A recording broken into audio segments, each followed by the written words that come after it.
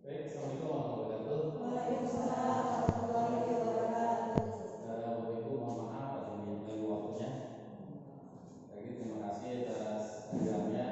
Yang kedua, dalam rangka kewajiban saya selaku calon guru penggerak untuk mengimbaskan terkait dengan budaya positif. Seperti tadi disampaikan oleh rekan kita Pak sekarang ini kurang lebih sama. Jadi saya sudah berbagi materi sebenarnya, walaupun penekanannya nanti berbeda. Kegiatan kali ini bisa melibatkan kita diskusi, diskusi saja. Nanti ada hal-hal barangkali yang sama, alhamdulillah, karena juga ada senior Pak Yudianso. Dan diskusi penguatan barangkali apa yang kurang dari saya, Bapak Ibu bisa kuatkan nanti apa yang sudah saya terapkan, barangkali nanti bisa ditiru yang baik, yang kurang gitu. Oke, baik. Bapak Ibu, pembahasan terkait dengan budaya positif di lingkungan SMA Negeri 1 Tarumajaya, baik itu di kelas dan di sekolah maupun dilimpahkan kepada rekan guru, berbagi yang baik-baik. Nah, kesepakatannya sederhana saja Bapak Ibu ya. Dan waktu juga saya berharap kesempatan ini kita semua aktif, bertanya, memberikan pendapat dan seterusnya. Dan saling menghormati. Kalau misalnya kita ada hal yang sudah kita ketahui, ya silahkan diberikan pendapat. Kemudian mohon menggunakan bahasa yang bisa dipahami, bisa dipahami. Kemudian harusnya juga bersih. Nah, tujuan penerapan budaya positif ini ada 5. Kesempatan ini Bapak Ibu yang ingin saya sampaikan. Yang pertama itu menjelaskan makna disiplin. Makna disiplin, kemudian keyakinan kelas, hukuman, penghargaan, kemudian 5 kebutuhan dasar manusia, restitusi, dengan 5 positif kontrol guru serta strategi dan menerapkannya dalam proses sekolah yang aman dan berkelanjutan. Berikutnya dengan menganalisa secara reflektif dan kritis penerapan budaya positif di sekolah dan mengembangkannya sebagai sebuah kebutuhan sosial maupun kebutuhan murid itu sendiri. Ini begini, SPT-nya sebelum sana Bapak Ibu, ini ada kata berlanjut, ya SPT-nya. Kira-kira nih, kalau misalnya grupnya ada kata berlanjut, kalau misalnya ada sebuah negara, Kanada, Apple, ya, kalau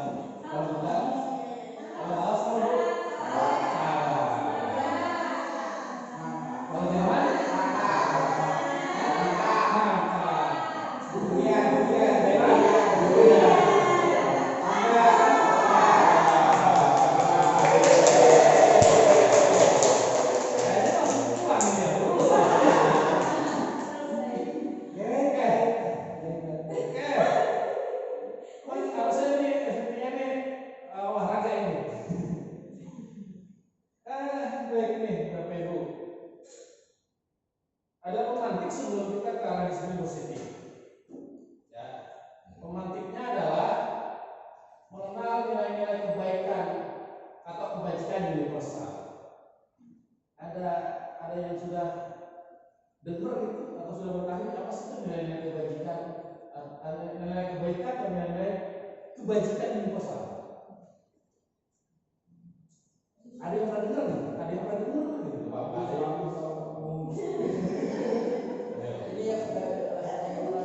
nilai-nilai kebaikan universal. Oke, 1, 2, 3, 4, silakan. Bapak Ibu ada yang mau menanggapi? Mungkin nomor 4 gitu. Tadi sebenarnya yang pertama Pak ada, cuma lupa Pak. Ya, kebajikan universal tadi itu. Ya, atau misalnya langsung ke nomor terakhir, hukuman, konsekuensi, restitusi itu bedanya apa gitu?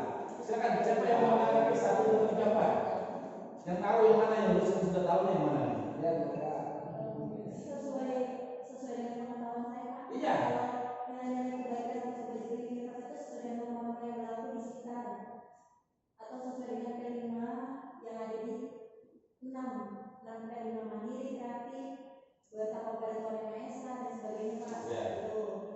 luar biasa. Iya benar.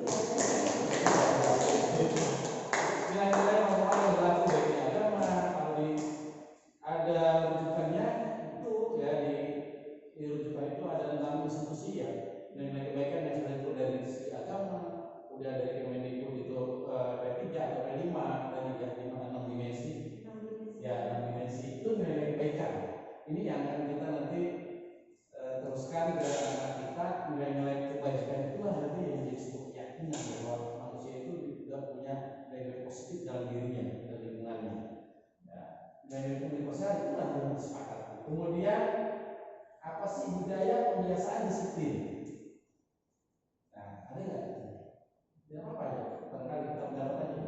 Apa sih itu budaya? Apa sih Kira-kira doang nih Pak saya. Ya, Mungkin kalau budaya bukan suatu pemaksaan, jadi sudah di atas daripada pembiasaan. Di atas kebiasaan. Iya, nah pembiasaan ini baru dicoba untuk arah yang baik dilakukan secara terus-menerus untuk arah menjadi budaya. Ya. Dalam disiplin positif baru ada baru mengarah ke sana, tetapi diikuti dengan ada semacam konsekuensi atau sebenarnya hal tertentu untuk mendukung budaya. Menurut saya. Ya, luar biasa benar. Ya. Kalau budaya itu adalah suatu yang apa ya? Budaya itu ya tingkatnya lebih tinggi dari kebiasaan. Kalau kebiasaan itu perlu diingatkan terus, dibiasakan. Kalau budaya itu ya tanpa perintah. Sesuatu yang sudah diterapkan seorang itu yang timbul dari motivasi intrinsik. Jadi dirinya itu budaya. Kalau orang lapar itu makan. Ya, kalau orang misalnya bersalah itu minta maaf, itu udah budaya. Ya kalau disiplin itu kan sebuah kebiasaan itu yang lahir dari sebuah kesepakatan, biasanya ditulis dalam sebuah patak atau aturan, itu ya. Disiplin misalnya tata tertib lah, mirip dengan tata tertib itu situ. Tata tertib. Jadi budaya itu tingkatannya yang lebih tinggi, tidak diperintah di apa muncul dari diri sendiri. Sementara kalau kebiasaan itu eksternal, ya disiplin ya gabungan. Disiplin gabungan. Jadi kalau kebiasaan itu kan sifatnya eksternal, harus diingatkan terus dari pihak eksternal. Kalau budaya dari internal, ya prinsip, ya timbul dari diri seseorang tanpa dipaksa perlu budaya. Kalau keyakinan kesepakatan kelas itu apa? Keyakinan sama kesepakatannya. Apa ini lama sendiri Bapak ya? Ini udah kita kapan ya? Bapak itu ya. Apa itu keyakinan? Keyakinan kesepakatan. Kesepakatan sama.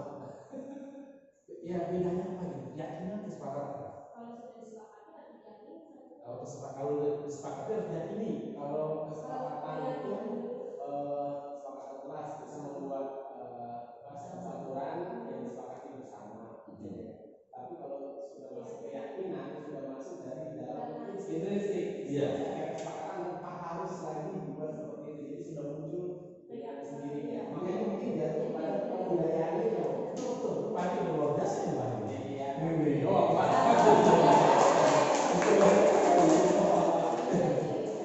Iya. Kalau keyakinan itu suatu yang diyakini. Kesepakatan itu timbul dari sebuah keyakinan. Keyakinan itu dari mana? Diambil dari nilai-nilai kebajikan. Nilai kebajikan itulah yang mendasari sebuah keyakinan. Jadi keyakinan itu ada dasarnya dari mana? Dari nilai kebajikan, dari P5, 6 dimensi, dari kebajikan norma agama, norma sosial. Misalnya kalau orang bersalah harus minta maaf, ya itu nilai kebajikan. Hingga nanti ada akhirnya kesepakatan. Kalau misalnya kita hari ini mau ngapain ya? Belajar 1 jam ke depan, nah itu jadi sebuah kesepakatan. Jadi kesepakatan itu timbul dari sebuah keyakinan, komunikasi dua arah. Kalau di kelas itu antara guru dengan siswa, apa keyakinan Anda pada hari ini supaya dia termotivasi belajar? Ya itu kan dari motivasi intrinsik. Ya, motivasi intrinsik. Nah yang terakhir nih, silakan nih yang mau komentar apa? Ini udah semua belum tadi ini.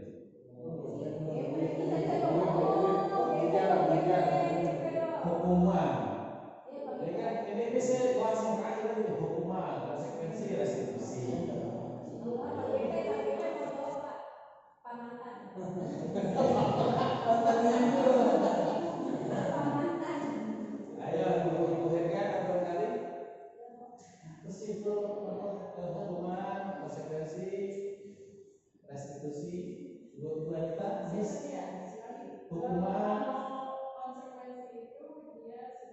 ada kesepakatan jelas. Hmm. Sampai seperti Iya. Jadi misalkan ada Ada yang kesepakatan.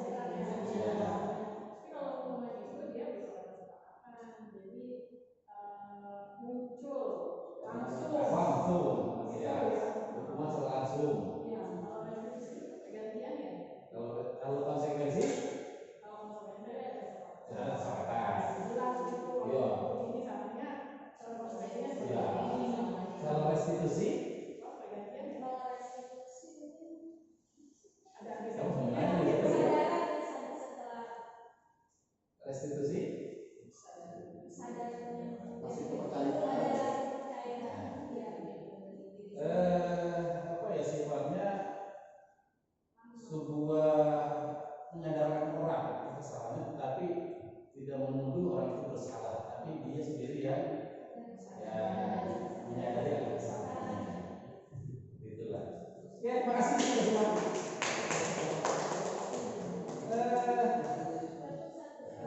Bapak Ibu semuanya, ada beberapa hal tadi yang formatif yang kita bahas terkait dengan pertama perubahan paradigma dari kontrol ilusi bahwa ada ilusi guru itu mengontrol murid, ada ilusi bahwa kritik yang membuat orang merasa bersalah dan menekan karakter, kemudian ada ilusi bahwa semua kekuatan positif itu efektif dan bermanfaat. Yang lain ilusi bahwa orang dewasa memiliki hak untuk memaksa. Inilah paradigma teori kontrol dalam pembelajaran. Jadi guru itu sifatnya mengontrol. Ini yang akan ke depan bagi guru itu paradigmanya itu harus diubah. Bahwa guru itu mesti kontrol terhadap murid. Kritik membuat orang merasa bersalah dan pembuatan karakter. Nah ini juga harus dihindari, ya, harus dihindari. Kemudian ilusi bahwa semua kekuatan itu efektif dan bermanfaat. Ini harus dilaksanakan. Dan ilusi bahwa orang dewasa memiliki hak untuk memaksa itu juga harus dihindari. Yang hal-hal poin ini yang akan ditekankan. Oke, berikutnya budaya positif. Apa sih itu budaya positif? Itu mendukung terlaksananya pembelajaran yang positif. Nah, suasana positif akan membuat pembelajar lebih menyenangkan. Proses belajar dan berjalan tanpa beban, tekanan, atas keinginan sendiri, kesadaran sendiri yang ada dalam diri peserta didik. Nah, ini suasana positif. Kemudian suasana positif juga akan membuat karakter positif seperti strategi sehingga akan menjadi budaya positif. Nah, strategi ini dan budaya positif lingkungan itu suasana positif. Nah, budaya positif adalah nilai atau keyakinan dari kebiasaan-kebiasaan di sekolah yang berpihak kepada peserta didik atau murid sehingga peserta didik menjadi pribadi yang bijaksana dan bertanggung jawab. Itulah budaya positif. Jadi budaya positif adalah keyakinan, timbul dari sebuah intrinsik keyakinan diri. Nah, apa makna disiplin? Dalam bahasa Latin dan seterusnya ya, disiplin artinya belajar. Karena asal kata konotasinya disiplin berarti disiplin itu dari murid. Disiplin membuat orang menarik potensinya, menuju tujuan. Kemudian budaya itu makna disiplin telah berubah menjadi sesuatu yang atas orang pada orang lain mendapatkan kepatuhan. Cenderungannya adalah menghubungkan kata disiplin dengan tingkat keamanan, bukan dengan apa yang harus kita hargai, tapi pencapaian tujuan yang mulia. Ada 3 poin. Ada 3 poin berkaitan disiplin. Yang pertama, tanpa kekerasan, tanpa ancaman, melainkan komunikasi yang berlaku secara efektif antara guru dan peserta didik. Jadi poinnya tanpa ada kekerasan dan tanpa ada ancaman. Yang kedua, diajarkan untuk memahami konsekuensi perilaku, menumbuhkan rasa tanggung jawab. Jadi yang kedua adalah rasa tanggung jawab. Yang ketiga adalah kesadaran serta memberdayakan peserta didik tanpa melakukan suatu sogokan, ancaman, hukuman, hadiah dan seterusnya. Jadi tidak ada hadiah, punishment atau sejenisnya ya, reward. Jadi memang timbul karena motivasi bersih dari dirinya. Ada 3 poin pendekatannya. Nah, disiplin positif akan melahirkan nilai-nilai kebajikan. Salah satu contoh adalah nilai kebajikan yang terdapat dalam topik pada Pancasila yang 6 dimensi. Nah, ini sudah familiar. Ini kita sudah familiar apa itu beriman bertakwa kepada Maha Esa, mandiri, kritis,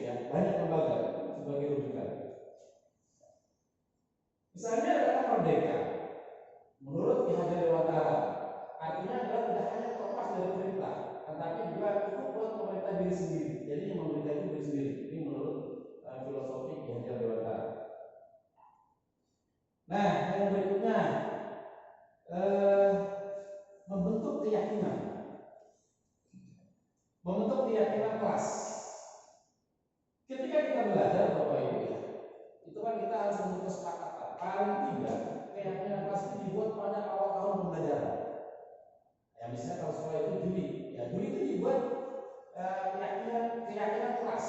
Keyakinan nanti akan menunjukkan kesepakatan. Terus keyakinan itu diambil dari apa? Di sini katakan keyakinan lebih menggerakkan seorang dibandingkan memiliki serangkaian peraturan.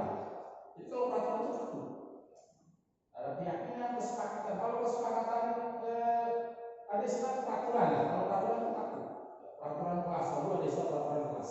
Nah kalau keyakinan di awal tahun ajaran baru misalnya, kita buat keyakinan kelas. Dari semua siswa itu silakan keyakinannya apa?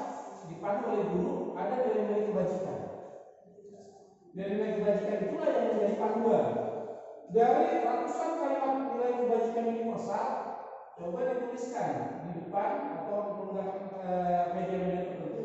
Kira-kira apa yang mau disampaikan melalui kesepakatan vaksinasi. Tuliskan itu keyakinannya, datang tepat waktu dan seterusnya. Nah, kurang lebih seperti ini. Jadi keyakinan itu diambil dari nilai kebajikan. Ya. Jadi nanti biasanya kan anak boleh sampai main game ya Pak. Nah kemudian nanti rujukannya dari mana? Ya rujukannya dari nilai kebajikan. Ya, nilai kebajikan. Ya nanti disampaikan apa sih nilai kebajikan itu? Salah satu tadi yang disampaikan oleh Ibu Yunita, 6 dimensi pokok Pancasila. Beriman, bertakwa pada Tuhan yang Maha Esa, bernalar kritis. Jadi Pak saya ini pembelajaran yang inovatif, terus kan anak-anak yang inovatif. Nah dari keyakinan itu di awal pembelajaran muncullah jadi sebuah kesepakatan. Kesepakatan itu kita ingatkan setiap belajar. Kesepakatan kelas kita hari ini, apakah ada yang mau ditambah atau dikurangi? Jadi diulang mengingatkan saja, sekilas mengingatkan di awal tahun, di awal pembelajaran. Ya kalau misalnya anak sudah ingat, nah kita perlu kebiasaan. Kalau sudah mau budaya, oh yang tahun lalu di awal kita sudah ada keyakinan kelas, yaitu sebuah kesepakatan. Apa itu ditulis? Kalau ingin ditulis sebuah kesepakatan, silakan ditulis di tembok-tembok. Kalau kurang apa namanya kesepakatan itu agak mengotori tembok, kemudian kaca atau kain dan seterusnya, ya cukup di awal pembelajaran ingatkan ini kesepakatan kelas yang kita lakukan. Dirangkum saja gitu, bisa 36 siswa dalam satu kelas itu sama melahirkan 5 kesepakatan kelas. Nah itu yang ditulis.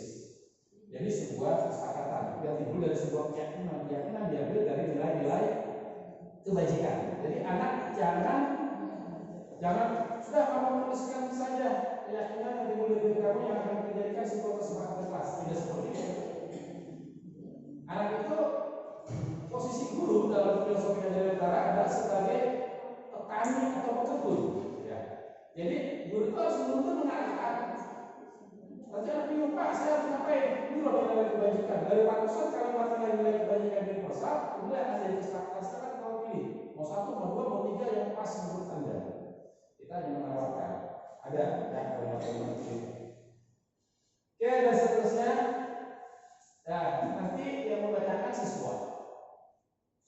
Jadi membacakan siswa, peserta didik membacakan keyakinan kelas yang telah mereka sepakati, ditulis, ditempel atau menggunakan media teknologi ya, jamrut atau sejenisnya, tablet atau yang lain-lainnya. Oke, seperti ini contoh nilai keyakinan kelas. Hormat misalnya.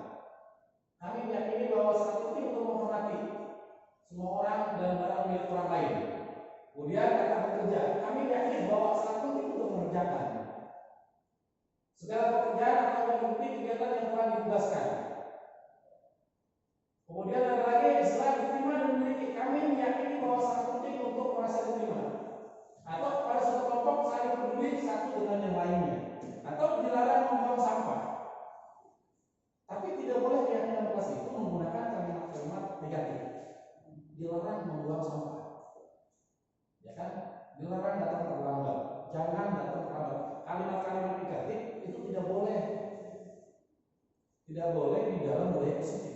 Sebab ada tahu kalimat-kalimat negatif tidak boleh dijadikan sebuah narasi keyakinan kelas. Tidak boleh jangan apa ya negatif dengan adanya kata negatif masuk gitu Pak. Lebih cepat ke perasaan otak. Itu menggunakan kalimat-kalimat positif. Misalnya kalau terkait dengan kebersihan, nilai kebersihan. Berarti kan menjaga kebersihan kelas. Nah itu ya, membuang sampah pada tempatnya, membuang sampah pada tempatnya. Jadi nanti dalam keyakinan itu jangan menarasikan kata atau kalimat negatif. Jangan, tidak boleh, dilarang, itu tidak ada. Itu kalimat peraturan namanya itu. Ya, jadi ya mohon ingat-ingat. Ya kalau misalnya membuang sampah sembarangan, berarti membuang sampah pada tempatnya, menjaga kebersihan. Ya seperti itu saja. Oke, baik Bapak Ibu. Kemudian yang berikutnya itu 5 kebutuhan dasar manusia. Sebagai guru, ya sebagai guru pendidik kita harus mempunyai dan memahami, ya, mengerti bahwa ada 5 pokok kebutuhan dasar manusia yang harus dipenuhi. Ini yang akan membuat orang itu merasa aman, nyaman dalam sebuah pembelajaran. Kita harus tahu apa sih kebutuhan manusia ini. Sama, manusia itu butuh untuk bertahan hidup, survival, bertahan hidup. Kemudian manusia itu butuh kasih sayang dan rasa diterima. Anak-anak kita kan butuh diterima, butuh disayang, butuh diterima, ya. Itu aja namanya. Kemudian butuh pengakuan atas kemampuannya, atau kamu tuh bisa. Tidak boleh tapi itu jangan. Kamu itu bisa, harus terus berusaha untuk berjuang. Kamu tuh bisa, tapi ya, kalau udah bisa jangan tapi, tidak boleh mengeluarkan kata negatif. Makanya kalau bikin soal itu melainkan, kecuali, bukan, itu boleh sebetulnya. Ya, jadi diusahakan dihindari ya kalimat-kalimat negatif. Kenapa? Karena rangsangan diterima di otak kita itu yang negatif lebih cepat daripada yang baik. Kurang lebih seperti itulah. Kalau sudah terlanjur, ya kita akan perbaiki. Berikutnya nih, kebebasan. Orang itu butuh kebebasan. Siswa butuh bebas. Nah, sebagai guru itu kita harus memahami kebebasan seperti apa. Ya. Merdeka yang seperti apa? Makanya tugas guru di sini sebagai fasilitator, sebagai ibaratkan kalau di Jawa itu sebagai tukang kebun, petani. Tumbuh kembangnya bibit itu, ya itu kan bagaimana seorang petani mengarahkan terus dari benih dirawat terus dipupuk dan seterusnya. Ini perlu kebebasan, tapi kebebasan itu harus diarahkan. Guru misalnya mengarahkan dan mengarahkan ke arah yang lebih baik sesuai dengan kodratnya, kodrat alamnya, kodrat zamannya. Yang sama antara kita dengan anak-anak kita. Jadi kebebasan itu menyesuaikan kodrat alam dan kodrat anak. Kodrat alam sekarang seperti apa? Zamannya seperti apa? Jadi berbeda alam dan anak dengan kita berbeda. Kemudian kesenangan. Siswa juga butuh kesenangan, ya kesenangan. Ya, ini kebutuhan yang perlu kita pahami. Ya, perlu kita pahami. Ada 5 pokok kebutuhan dasar manusia. Yang berikutnya nih, Bapak Ibu ya. Ada 5 posisi kontrol guru, 5 posisi pengawasan guru. Apa sih itu yang guru fungsinya itu sebagai apa? Ada 5 posisi kontrol guru. Kira-kira ini ya, kita semua ada di mana posisinya? Yo. Ya, apakah penghukum, atau fungsinya sebagai teman, sebagai pembuat rasa bersalah, sebagai pemantau, sebagai manajer. Ini kalau diibaratkan. Selama ini kita ada posisinya apa sih? Nah, contoh pertama posisi kontrol. Misalnya kasus siswa bolos dari jam pelajaran. Kira-kira posisi kita sebagai guru di mana? Apa menghukum? Ini ada kalimat-kalimat kata-kata menghukum. Dan tadi kan menghukum tadi sampaikan bisa kita. Menghukum itu tiba-tiba kamu bersalah. Nah, itu kan sebagai penghukum. Kita dulu posisinya di mana? Misalnya teman atau yang pulang sekolah lalu beralih dari lapangan, itu anak langsung hukum dari lapangan setelah. Kemudian ada posisi untuk rasa bersalah. Berapa kali guru harus memberitahu kamu, guru kecewa sama kamu, udah berkali-kali salah ulangi. Nah, kenapa sih kamu melakukan lagi? Saya malu loh sama kepala sekolah. Ini posisi penting. Orang kasih semua ini ya, kita biasanya posisi yang paling aktif posisi pertama.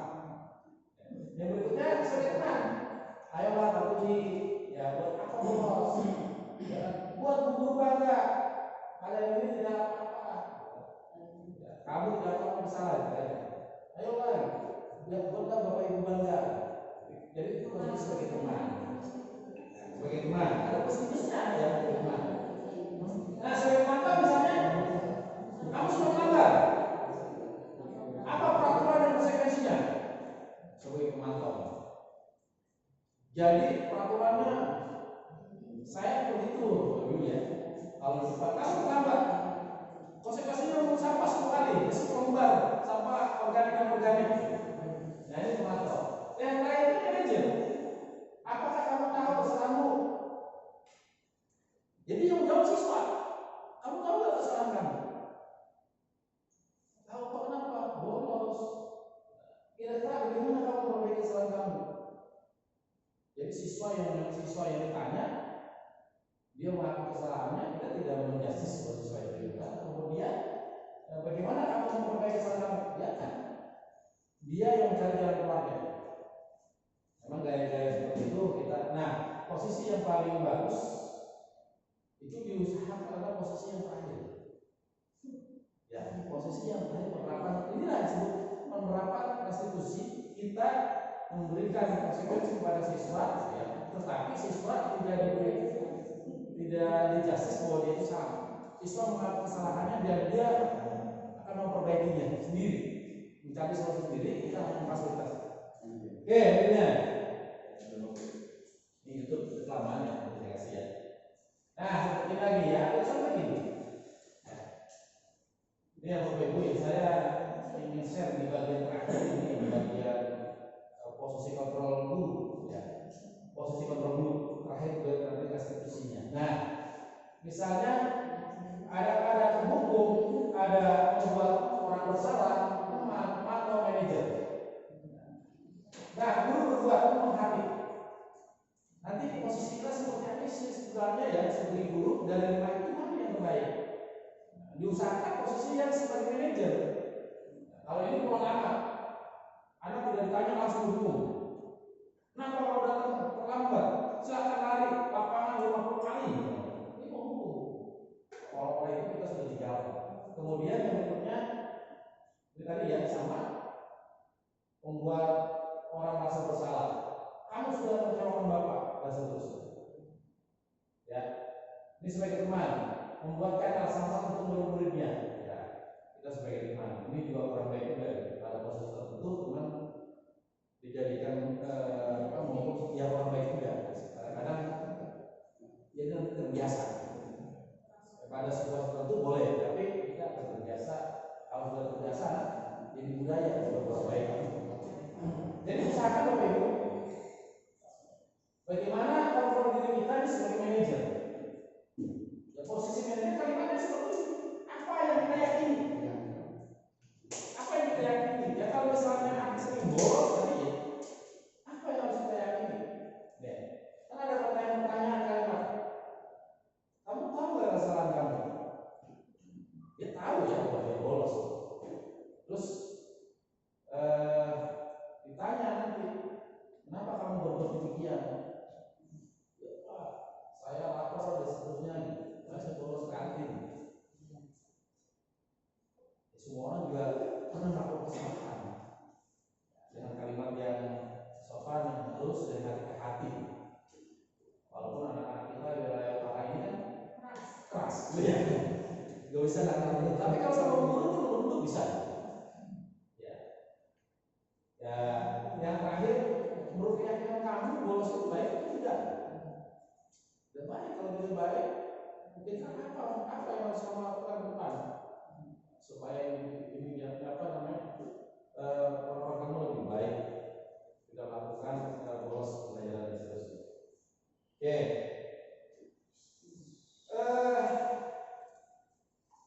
Masih ini Bapak Ibu, ada yang mau tadi memberikan tanggapan? 5 kontrol ya, 5 kontrol guru. Oke, yang terakhir. Yang terakhir ini restitusi. Ada istilah hukuman, ada istilah konsekuensi, ada istilah restitusi. Nah, kalau hukuman itu tadi tanpa kesepakatan ada sesuatu yang dilakukan hukum tanpa ditanya. Kalau konsekuensi kan memang sudah menyadari bahwa itu adalah sebuah kesepakatan yang dilanggar, ada konsekuensinya. Kalau restitusi, ada proses tindakan kondisi bagi murid untuk memperbaiki kesalahan mereka. Ya, mereka bisa kembali pada kelompok mereka dengan karakter yang lebih kuat. Dari kesalahan-kesalahan itu, dia berusaha lebih baik. Dan guru posisinya hanya sebagai manajer, tidak menghukum. Manajer, ya. Jadi ada beberapa tindakan di sini dikenal dengan istilah segitiga restitusi, triangle restitution. Ada 3 segitiga restitusi menurut Diana Gosselin. Ya. Apa itu segitiga restitusi?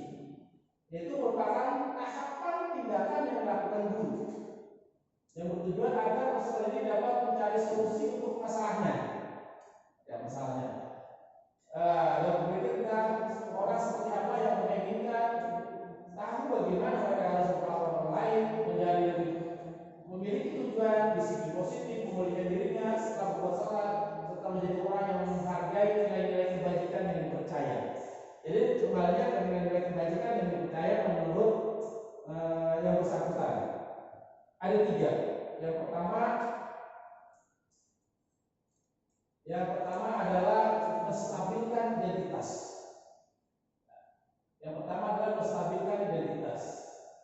Yang kedua adalah validasi tindakan yang salah. Yang ketiga adalah menanyakan keyakinan. Keyakinan terhadap perbuatan yang dilanggar oleh orang yang bersalah.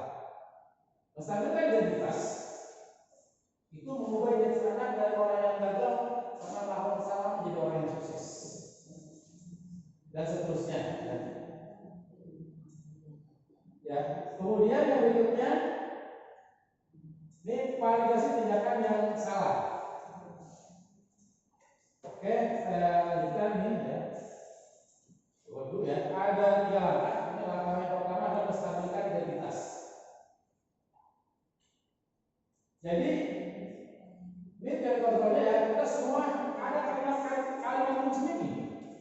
Kalau misalnya ada peserta didik kita melakukan kesalahan, apa yang harus kita lakukan dengan pola segitiga restitusi ini? Yang pertama misalnya menstabilkan identitas harus distabilkan. Ada kalimat-kalimat kata kuncinya. Dan kita semua akan melakukan hal terbaik yang bisa kita lakukan. Misalnya kalau si A bolos pada jam pelajaran, apa kalimat kuncinya? Ya, apa kalimat kuncinya? Kita cari nih, identifikasi dulu masalahnya apa.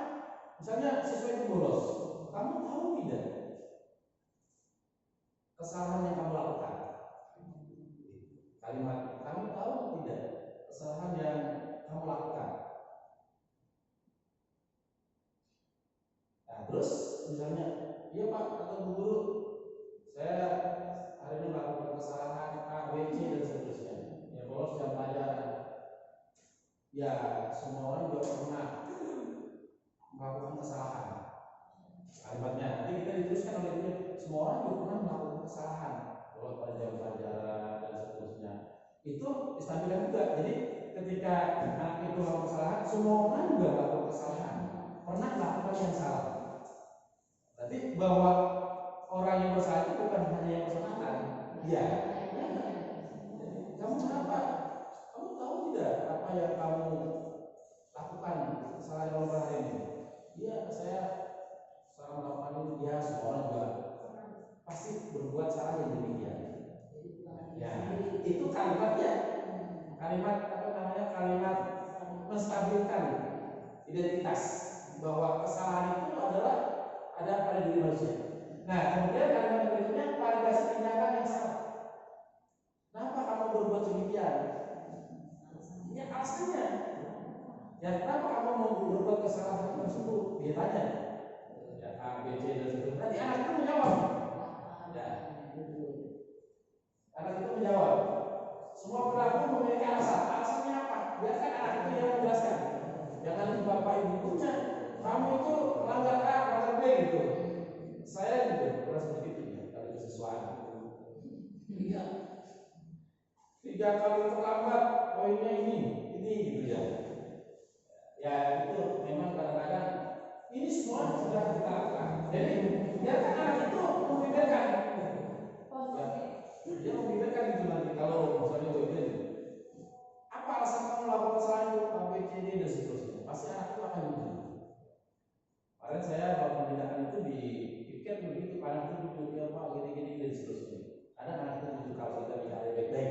Kalau kita udah datang udah mau dulu, kamu dia lambat dulu, berhenti saja dan seterusnya.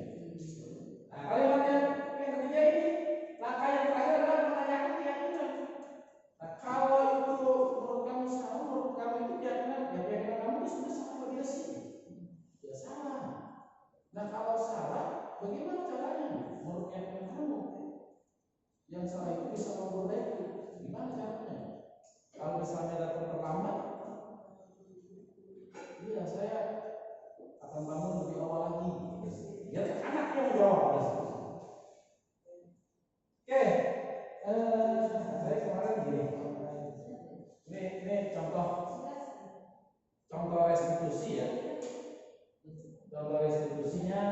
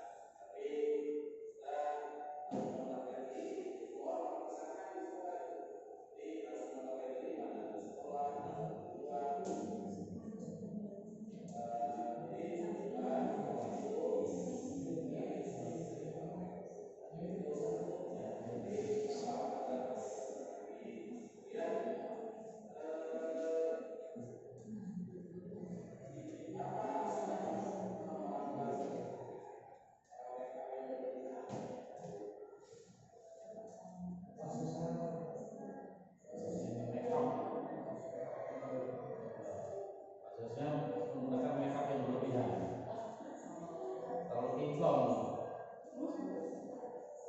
bibirnya sama alisnya.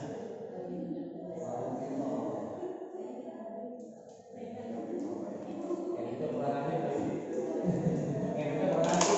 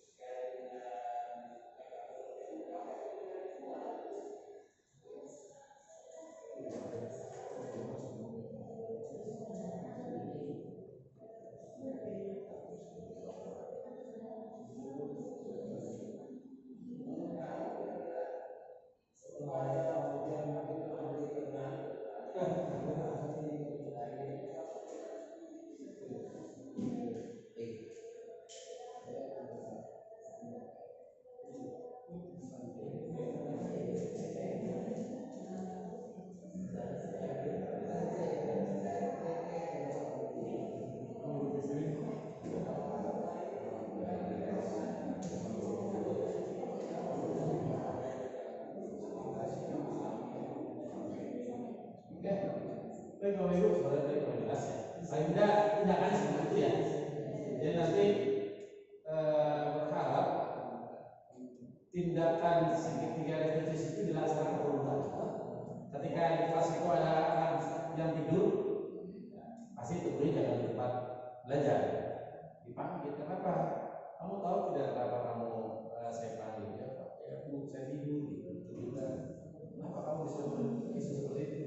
Nah, ya, jadi dia kan dijelaskan. Ya, saya semalam begadang dan seterusnya.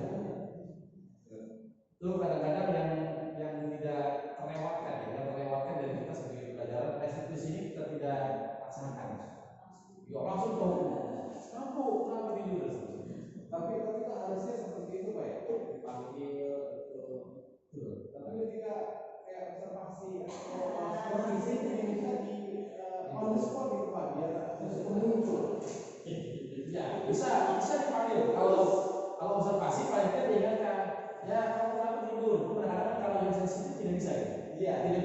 secara menyeluruh. Kalau ya Pak, kalau saya mengelola itu, ya udah ya, jangan dilakukan lagi. Kalimat itu jangan, kan tidak boleh ada kalimat negatif. Memang bagusnya kita panggil ke orang sendiri, ya diedit tadi ya. Mungkin dulu ya. Ya? Mungkin dibaca ya. Itu aja ya. Jadi nggak ada kata-kata. Nah, itu tadi guru sebagai pembuat langsung salah. Itu susah itu Pak, mencari padanan kata yang baik itu susah ya. Ya, Apalagi spontan ya, kita butuh cepat ngomong langsung. ya, insya Allah nanti diberikan pada kata, ada kalimat-kalimat itu banyak ya. Kalau saya sampaikan ke Pak. Ya, pilihan-pilihan diksi katanya nanti ada. Nah, nanti disampaikan pada. Oke, Bapak Ibu ya, cukup barangkali disiplin positif yang saya sampaikan. Nah, mohon maaf, semoga kurang dan manfaatnya.